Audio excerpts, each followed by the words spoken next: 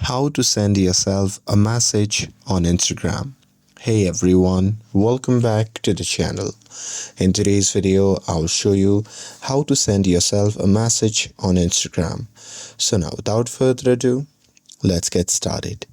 So here, first thing first, open the Instagram app on your phone and make sure that you're logged in to your account.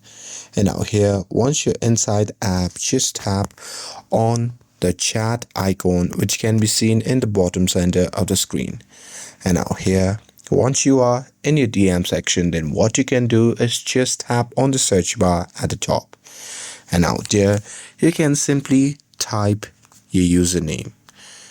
And now here, once you have searched for it, simply select yourself, and after that you can simply type in your messages or note, and after that you can simply tap on send. And once you do that, your message will appear in your chat with yourself. And that's it.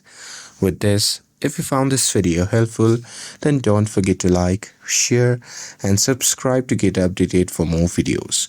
Thanks for watching, and I'll see you in the next video.